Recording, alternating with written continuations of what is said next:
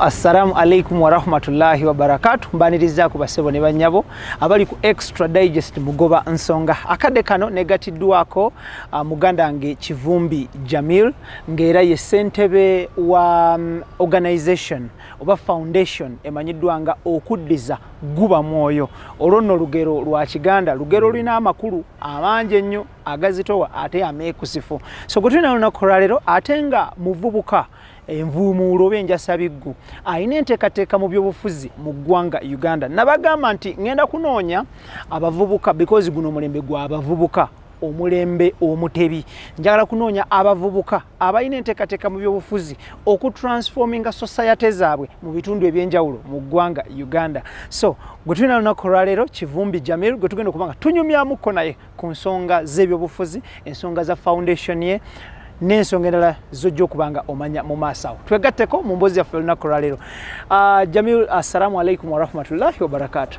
Walaikum salam wa rahmatullahi wa barakatuh. Okwongera okutegeeza bannayuganda abatulaba omwami ono tukola naye mu Nation Media tali ku mpewo tali ku radio tali ku TV naye atuula ku luuyi olumu eva akasente akatubeezaawo ng'ennaku z'omwezi 25 28 tuba tufuna omusaala gwaffe ku Spark TV, NTV, Dembe FM, KFM ne Daily Monitor olupapula okutwaliza wamu so atuula ku wingi emu eddukanya Nation Media so twegatte ku mboozi yaffe olunaku lwaleero nga tutunuulira enteekateeka ze mu byobufuzi because bwe tutenyigiramu teri mulala agenda kukyenyigiramu it is us abalina okukyenyigiramu mwami Kivumbi obulamu bugamba ki Ibra ndi bulungi alhamdulillah you're so smart and you've been smart always era nga omubaka wabeera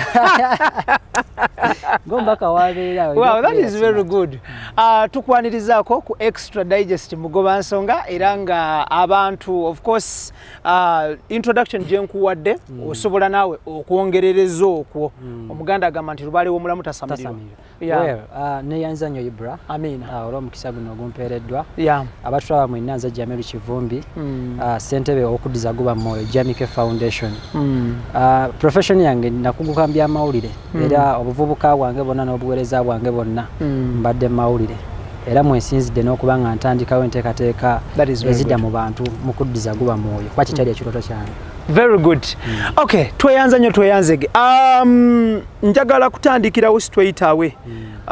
Obuweereza bwo mu mawulire butambudde bulungi era nga kyemanyi abatakulabye for the first time bazze bakulaba otambula n'omumyuka w'omukulembeze w'eggwanga eyali omumyuka w'omukulembeze w'eggwanga ow'ekitiibwa Edward Kiwanuka Sekandi soko tubuulire kibeera kitya okukola ne high profile politician high profile lawyer like him high profile man like his excellency Edward Sekandi ekisooka kya byonna woba muvubuka waliwo ebintu Katonda byakuyambako Katonda asobola okuteekako kituyita favor amafuta nakusaako omukono gwe wekisa Ibra tuli abavubuka bangi mu Uganda abasomye abaana b'abagagga naye gwe Katonda bakuyambyeko nosobola nakusoomoosa nakuteekako awo ekitiibwa n'ettendo kiba kiddeeri gyali bwe kiri ng'oggyeko ekyo nti n'obuweereza abo buli butya obukozi bwo buli butya oli mukozi ekyo kigwanidde bw'obeera omukozi kikuyambako okuprovinga ekyo kyoli mu maaso g'omuntu gw'oweereza so wawe nasangibwa nga ntambudde n'omukulu oyo ate era nenambeerera mulungi nnyo nampaka chance ebbanga linabala nga ndi naye era ne muyigiramu bingi nnyo abantu abaagala kumanya wakola ne Honorable Edward Sekandi for how long? Emyaka 4 egiyise mabega mbadde musaale nnyo mu nteekateeka ze naddala mu Bukoto Central okusakira abavubuka n'ebintu ebirala ate ne Greater Masaka twali tulinawo enteekateeka nga Greater Masaka Youth Link ne Bukoto Central Youth Link enteekateeka ezo zonna nga ndi musaale nnyo okubanga abavubuka bannaffe tubasitula very good okuva we bali okako tutebe tubateekako obanga Katonda akuyambyeko ina kyofunyeko like dane mbalala basitule tekitolina kyofiirwa fo kwawukanako n'abalala nja kuwa eddakiika 2 otudescribingire owekitiibwa Edward Sekandi abamu basinga kwogera ku bantu nga bafudde gwenze njagala omwogereko nga mulamu. Describe for us that honorable gentleman. Mzee Edward Kiwanuka Sekandi ye musajja omukakamu. Mu Buganda bagamba nti omuntu wawe omwami oli obukakamu bwe omulinyako n'ogenda kati no ayinza kubanga ye Sekandi oyo. Ate musajja atya nnyo Katonda. Very good. Ate ayagala nnyo Katonda. Ate ye muntu ayagaliza. Ye muntu abadde mu buweereza bwa gavumenti eno. Ffe nga bavubuka kati abaliwo tuyinza okujawukanako olw'enkola like etali nnungi oba olyawo olw'aba mafia oba abanakigwanyiza abamu abakola ebyabwe like personal interest. Naye Sekandi banga lyaweereza mu gavumenti eno tomulabyeko mu scandals zonna. Tewabadde wadde n'eba abantu ku ttaka nti abanyabonyeza abantu sente zabulankanye so omuntu n'oyo akiyinza otwalira ebbanga gavumenti eno okubanga temufunye mu baweereza sina kindi bayinza n'obutamufunira ddala abadde mwetowaze mu buweereza bwe ate n'embulamu obwa bulijjo ate ayagala ensi ye n'ayagaliza ensi ye ebirungi ye muntu gatandisemu gatuyinza n'okeesa obudde olw'ebirungi ebimuli. That is good. Extra Digest mugoba nsonga tukola ne Sun Cargo Shipping Company ku Arua Park batutekamu sente basaabaze malo okuva China paka Mombasa basangibwa ku Arua Park ekizimbe 14 Plaza. Bakubire ku namba z'essimu ezo kwatagane ne Muwonge Ibrahim oba ne mukulu Malcolm ali China. Ate nga bo aba Almeredian Ventures Limited bakutwala kuba kyeyokata era nga Ministry y'ekikula ky'abantu oba Gender, Labor, Social Development yavaayo ne bawa olukusa olubakkiriza okunoonyeza bannayuganda emirimu emitala w'amayanja naye mu nsi emanyiddwa nga kata obutasukkawo era nga bano baabakana n'eddimu eryo beekwate buli kimu kitambule bulungi basangibwa Ntindaawo naye ng'ekisinga obukulu bakubire ku namba z'essimu ezo mukwatagane buli kimu kitambule bulungi. Tulina Kivumbi Jamiru nga ono ye founder ate director ate CEO wa foundation emanyiddwa nga okuddiza guba mwoyo. Okay, eyo nga tuvuddeyo njagala tutunuulire oyina enteekateeka ezikiikirira essaza lya Bukoto oba constituency Bukoto Central mu lukiiko olufuzi olwa Parliament 2026 insha Allah. Omuntu atulaba asobola okwebuuza ekibuuzo nti lwaki teweesimbawo 2021 ovuge paka 2026. Neyazanyo ibula ekibuuzo ekyo. Jamiru Kivumbi azaalibwa Kyannamukaka. His Excellency Edward Kiwanuka Sekandi azaalibwa Kyannamukaka. Eyo no Gombolola. Constituency ye Bukoto Central. Ng'omuntu yenna tuwanya abakadde baffe ebitiibwa. Kikulu nnyo ekyo. Olw'obuweereza bwabwe. Ffe ebiseera bye yabeerayo ng'aweereza. Fine, nyinza okugamba nti kyeyasobola okukola yakikolera abantu neera n'ebyagaana byagaana olwa system gye yali atambuliramu. So nalisobola kuvaayo mu kaseera ako ng'omukulu waali kuba ye mukulu gwenzikiririzaamu mu bintu byonna because naye yali alaze interesting nga akomawo mu race yalimu mu race naye olwaweevu eno ey'amaanyi g'abantu n'atasobola kuba ng'ayitawo. So 2021 nesasobola kujja mu kwesimbawo nekyeranga nange nkyeteekateeka like okwongera okukula oba oliawo okukula mu bukulembeze okwongera okubudaabudibwa mu basingako mu by'obukulembeze okwongera okutendekebwa mu by'obukulembeze nti omukulembeze oyina sakira abantu omukulembeze oyina teeseza abantu omukulembeze oyina kubeerawo bantu. So 2021 yansanga nkyali nga mu nasale ne 2026 wagenda otuukira ne Makerere nja kubanga mazofuna ekyeta. Mwami Kivumbi abantu abagala kumanya buli muntu akola omulimu abane ba godfather. Who is your godfather in politics? Mwatu abantu abo bali babiri. Mzee Sekandi ye muyigiddeko bingi mu buweereza bwe ate era ne mwagala nnyo n'obuweereza bwe. Omuntu owokubiri bamuyita Mzee Musuubire Kityamuweesi oyo nno PPS oba Vice President. Era aba muwandiisi ow'ekyama gubanga mukono gwakubiri mu office ya Vice President. Abantu abo babiri private press secretary. No, principal press secretary. Okay. So be bantu gwe botunulide ba godfather mu politics.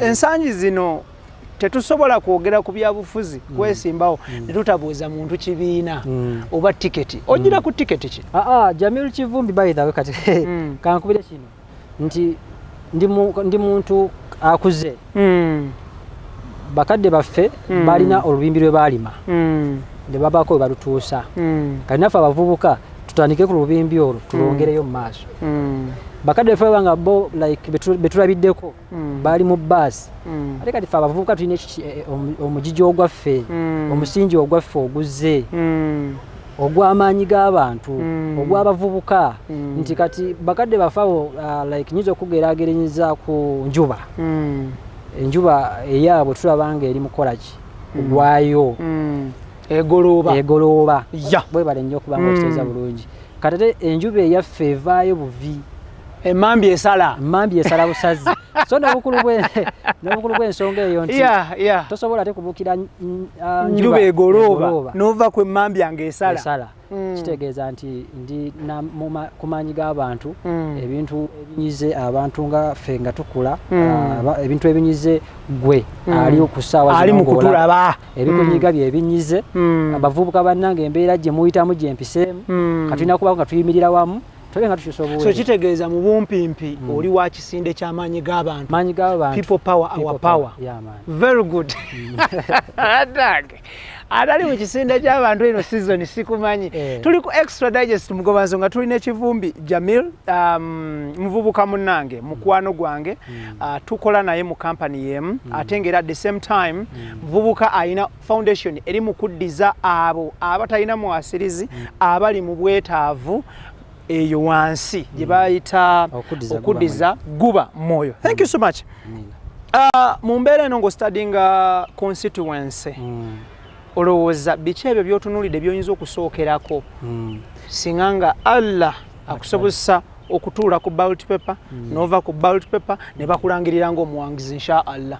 Ekisooka kya byonna Jamiru Kivumbi nti azaaliddwa mu Kyanna mukaaga amumanyi nnyo ekitegeeza enzaalwa ya muli akulidde muli asomedde muli avubukidde muli ekitegeera so embeera erumu omuntu okuva wansi paka waggulu nkimanyi bulungi kuba gye nkuliddemu ate nekye neekakasa nti bakadde baffe nabo baagala okulaba nga bazaala abaana baabwe ne babaweerere ate babakulembere like babaweereze teri ayagala kuba nga baweerera abaana baabwe nga tebagala baba bukulembeze. At the end of the day beetaaga service kati service gye nyina okuwa abantu baffe kubasakira nze ekimu ku lusonga kinatandikawo foundation yange era ntadde nnyo essira mu bitundu byaffe eyo nti kinnuma nnyo Ibra okugenda okusanga famire nga terina yadde kiro ya sukaali nga terina yadde kiro y'omuceere teri masannyalaze tebasobola ku affordinga mafuta mu ttado kati waliyo abantu nga ne kasukaali yakavaako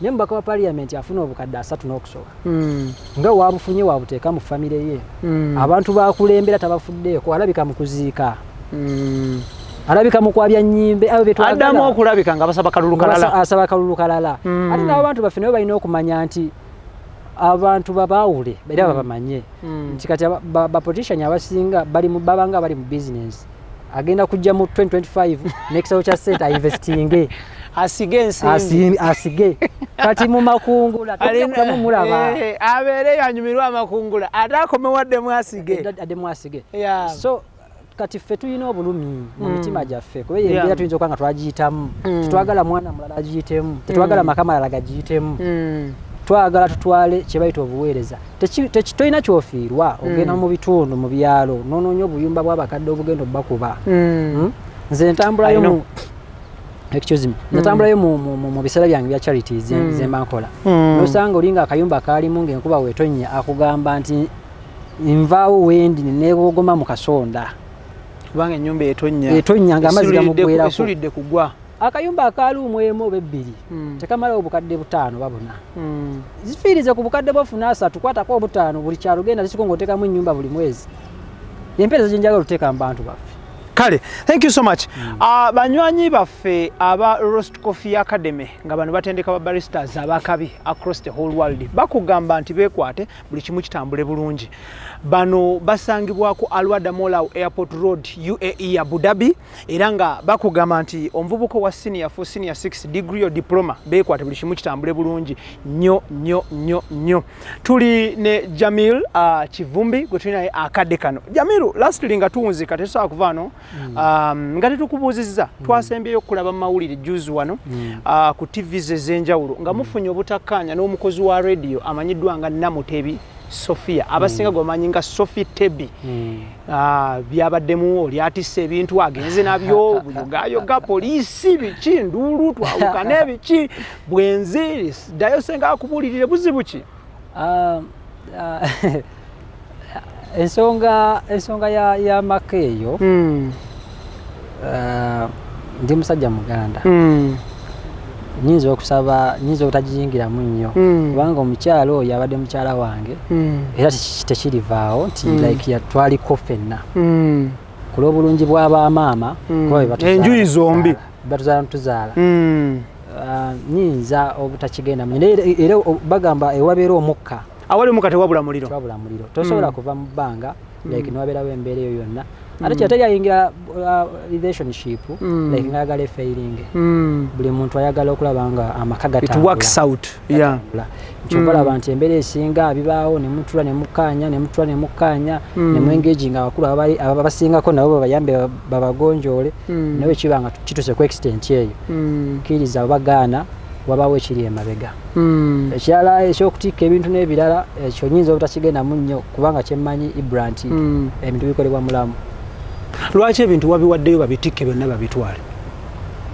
ugenda tandikira nowaayo sepiki sowaani fooko n'ekikopo kya plastic omwana n'omukkiriza abitikka abitwale n'atika emifaliso entebe kati oli osulawa kati ibra kankuddemu kino ngenda kuwa amaziika ge twasembyeyo okubaako aga AGBMK yaziikiddwa amuwumuze emirembe yaziikiddwa nti y'omu ku bantu nasanda yokka nasanda teyagenze yadde n'ekyapa n'eki wadde n'ekimu wadde ne kadi z'emmotoka wadde yonna kyo kitegeeza kiggwali eyandaba ebintu by'ensi bibere byansi bireme twemazaamu ekisinga okuba ekikulu kolere yalegaseyo mu bulamu omukululo ekitiibwa tukolere eggulu nti mu kaseera kano nze omuntu newajja nankola ki nze birekera Katonda ekikulu nti ensi wogibeereddeko biki byokoleddeko okoze kutokyalinga balala oba obatutumudde oba obadde essanyu oba obalinnyeko bulinnya nze ngenda kwekizambo bukyamba osisibwanga ffe tubadde mu bintu bya politics ebyo nga bakwegezamu okukwata n'ebirala nino mala nga obeesimattuddeko naye ate omukazi gwe owawaka mukwano gwo byomubadde muli ekimu nga musanyuka wamu nakira nakuteekayo munda ekintu ky'okusibwa kino abantu baaganya kikkiriza abantu bagamba okinnyonnyola n'okiyita kungulu yakusibya atya kyava ku ky'okusibya guzi talina poliisi nti yagiddukanya si OC si IP si DPC yakusibya atya kati ibula teri muntu akeera agamba nti bansiba nga tebakusiba kuba waliwo ebintu byotazanyirako ekkomera tosobola kweteekako kibi ekyo ekkomera kibi toyinza kweteekako kibi bwe bagenda okunkwata infact nayitibwa ku lunch yeddi banga kyeri byaliwo Monday last week nayitibwa ku lunch ngenda ku lunch gayinga ndaba bansalako obusazi lumu nga bantwala olwo nga bakutwala ku poliisi yawe twali wakiseeyo naye ekyemu ku bintu ebyankanga nti embeera gye nasangawo nga naggulwako dde emisango nga fayiro gye ziri already naye nga ate omuntu gwe mbadde naye nga tujazinga kiri bulungi biki nga sikiwulirangako nti waliwo n'emisango egyanzigulwako of which emizibu nga domestic violence so emisango gino tugimenyera abatulaba bakugulako domestic violence ne threatening violence egyo nno minene mu ssemateeka wa Uganda minene togizanyirako kuba kati n'ebimu ku kintu ekyankanga nti ku makya nga nsuze mu kaduukulu bankeeza okunteekamu balina kye bayita system ya kamera bagiyingizeemu details kitegeeza ki tosobola fuluma ggwanga like ng'ogenda mu nsi like eziri kitegeeza wayingira mu byafaayo ebyo nekino kyeni mugobako kyokka oli waayita nakunyuza n'okunyuza agamba tosobola kwesimbawo olina emisigino emisango nagyo nagyo okitegeera byonna byonna nga babigatta. Domestic violence kitegeeza okutuntuza omukyala gubaako okumukuba okumuvuma n'okumutyobola in one way or the other oba okumutokyalinga. Sophie Tebi ono ayogerwako mwaka lwana emirundi emeka? Simusonganga namu yadde lugalo nti ye akakukuba emirundi emeka? Sibangawo. Wakamuvuma emirundi emeka? Tekibangawo. Ye akakuvuma emirundi emeka? Tekibangawo. Oyagala kutugamba Kivumbi nti omukwano gubadde kaweweevu nga museeteeza buseeteeza kugenda liseereza ligenda mugga? Omanyi bagamba nti sitaani alina ettima nnyo Ibra embeera esobola okukyuka omulundi ogwo nekulaga ebintu byobadde tosuubira like tisobola n'okujja febbanga tubadde mu ssanyu essanyu nga tusanyukira bulungi nnyo era niwabeerawo ekiyinza okujja tutabulatabula nga mukiziyiza mangu mukiteekako ekkomo. Prevention is better than cure. Kireme kubanga kisajjuka naye ate embeera eyatuukawo olunaku olumu paka kati nange nkyagyewuunya. So emisango gino ogivuunuka otya? na consulting aba council wange najja enkeere ku makya ennyo nannyambako kubanga jjukira ekiro we banteekayo nali sina access ya simu. In fact n'okufuna obufunye namba eyo omusirikale namala mwegayirira nyamba atisikugire kuloya mu fayiro bwebeera ku poliisi kubeerako complainant suspect yali gwe ani yali complainant? Yali yennyini omukyala nga ye complainant yajjaawo ku poliisi naye yaliwo ng'ayogera bigambo kya yaliwo kati ye kya anyway nali badde nsaba tuleme tubasiigireko akafaananyi just katini nnyo tuyite buyisi kungulu kati ekituufu kiri nti egyo emisango wegigambye simanyi oba bamuadvisinga nti gyabanteekako paka kati nange nkyakirowoozaako kubanga nange nagyekangira awo okitegeera. Ekirala nti nali nemedde like ebintu ki ebyogerwako?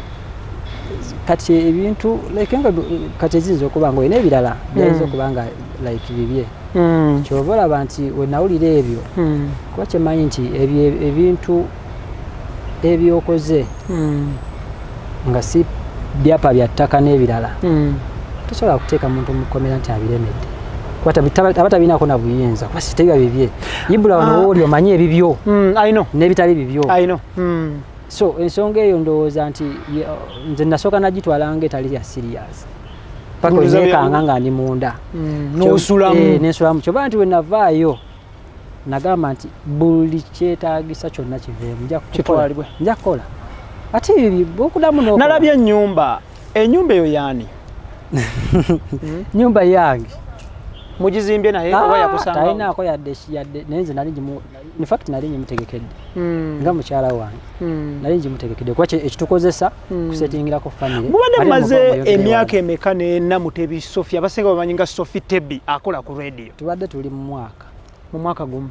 Omusanze otya besides bino ebyokusibwa n'okwawukana abadde ali atya? Mukyala yali mukyala mulungi gemazima yali mukyala mulungi yali ayagala naye obuzibu bwe namulabamu nti yatrustinga nnyo abantu.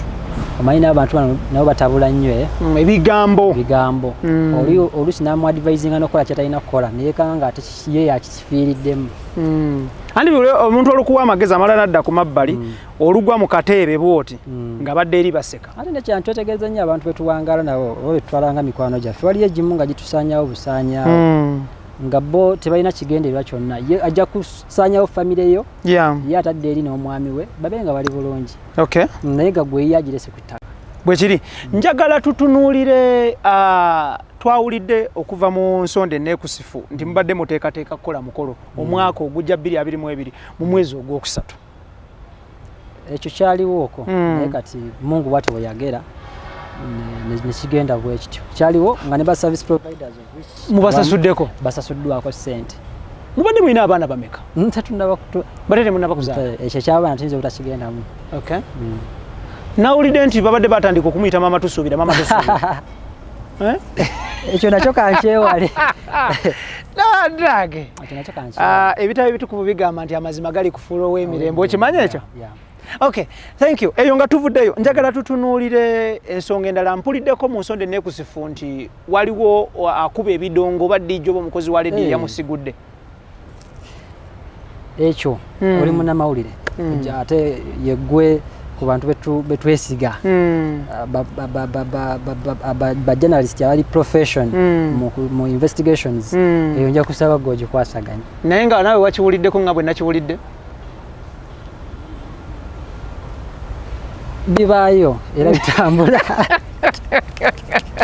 ozaako ki Jamiru in terms of ensonga z'omukwano ebya politics byolikawo atik oli ku kakofira kamyufu maanyi g'abantu wayiseewo dda wayiseewo dda naye wano ebyomukwano ozaako ki ebyaddala okudda mu nsonga z'amaka n'ez'obufumbo ezo zokirabika kansoke nziwemu akadde kuba namenyese nnyo nkulaba namenyese nnyo namenyese nnyo nze mbadde siwasangako omuntu gwe nasooka okuwasaayo ono naye kyenajjeyo kyandese wala nnyo nnyo ku bimu ebifuula abantu nti ba mwami na mukyala mubadde mwakozeeko ki kukyala kwanjula kandi gumbuliza ku kya next year 2020 ekibadde mubadde muteekateeka kwanjula okukyala ko kubadde kwaggwa twali kuyabigatira awamu nawulidde waloge nadde ennyumya naye naŋŋamba nti Kivumbi atadde mu miliyoni zisoba 200 mu muwala oyo ekituufu ziri sene nga mmeka ambagamba 200 abamu 10 but I don't know ziri nga mmeka Sophie by the way Sophie twali tweyagala ebya sente n'ebya tuizo obutabigenda yadde byogera nako yadde ne twali tweyagala ng'abantu omusisinkana otya nga Ibro wasanga omukyala wa waka abantu nga basisinkana nange namusisinkana nindabanga like ayina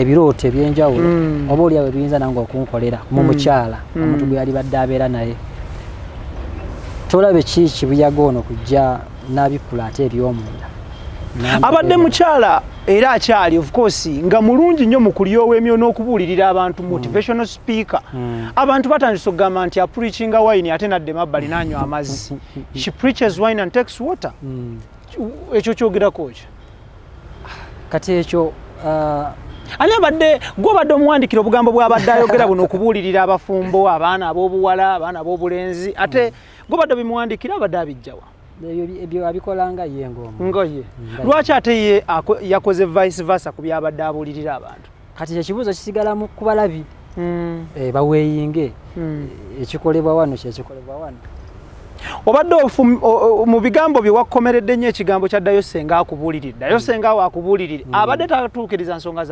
za mu kisenge bulungi because zitutwaze ewa senga ensonga z'omu kisenge n'ensonga zonna ezibeera ku mukyala ezo z'amazima sijja ziyingira kubanga oyo mukyala ate ye maama agenda kukeera enkyazaala omwana oba abaana muzadde nze mugamba bwe ntyo ye kimanyi abakifunye ye yakitegedde abakitegera naye n'ekirala nti nze kusingira ku ekyo ddayo eka bakuyambeko bakubuulire nti ensonga nga zino bwe zibanga za waka mutuuse muno obuzibuzibu tekigenda kwetaagisa kera ku makya ogenda ku poliisi osibise omuntu bulamu bwa mwana wa muntu bwotadde mu matigga mu katyabaga oyo omuntu gw'osibisa like nawe olinayo brother we waka oyinza wuli otya nga bamusibye kati nze nkuba yanyingira mu kkomera nsangamu abantu nga 20 eyatta eyabba eyakolaki nange ow'ebintu ebyawaka banneebasiza n'abantu abo abatokyalinze bagezezzaako kutokyalinga bakukozesezza bino kulwa omukyalo owawaka so kati byinza kugamba nti ewaka basobola okubuulira nti ensonga eziba ziganze bwezi ne bweziti okola bwoti todduka kukola bwoti wano ku nsi Ibra teri muntu alina buyinza kusalira muntu bintu bwebityo okuteeka omuntu mu kkomera kibitu kyekyasinza okuba ekibi omukyalo ono bamukusendera busendezi gwe wamwekwanira mwennyini because tulina mikwano gyaffe abateruga nti kankuteerewo bebi ono kankuteerewo gaayo ono gwe wamweteerawo bamukuteerawo buteezi paasi gwe wagyeterawo bakupasingira era nga wondaba munnange nsuubira ntisobola kulemererwa kuteekateeka mukyala wange anyway I know ebintu ebituuka ku bantu mu mukwano bingi trials mu relationships nyingi nnyo naawe atulaba oyise mu bingi nnyo nange ng'omuntu many others but tufukamira ne tusaba Katonda nti tuyambe otuwe omutuufu ate era omutuufu oyo era akola ebituufu so at the end of the day fenna tuli batuufu wabula wabaawo ebiba bisobye ne bitujja ku mulamwa. Mwami Kivumbi lasinga tuwunzika omukyalo ono owamufunira yali ku radio already? Yaliyo. Ngali ku radio. Okay. Kitegeeza ki okwagala celeb kati gwo kirozezzaako? What does it mean to fall in love with a celebrity or someone in the limelight? Gwoyinza okukinyonnyola abatulabe kitegeeza ki? What does it take? What does it mean? Kijirako ki? Birungi ki ebikiriko, bibi ki ebikiriko? Ibra, ekimu ku bintu bye nazudde, celebrity nsuubira naye aba muntu ng'abalala. Ate tulinamu muno abantu bangi ensi bezitegeera obulungi naye nga tekitegeeza genda ng'olinnya ku balala. Muzeeyi Sekandi oyo ne muzeeyi Musuubire begambyeko wali mutandikwa balina ekintu kye batera nnyo okulaga eky'obukkakkamu mu nsi mu bantu.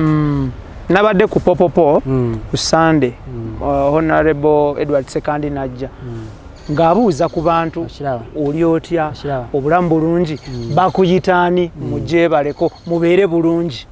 So kati bannaffe abasinga nti fine Katonda abate wabakuyambyeko n'abaako wakuteeka tokozesa ekyo ate kufuuka kitalo mu public.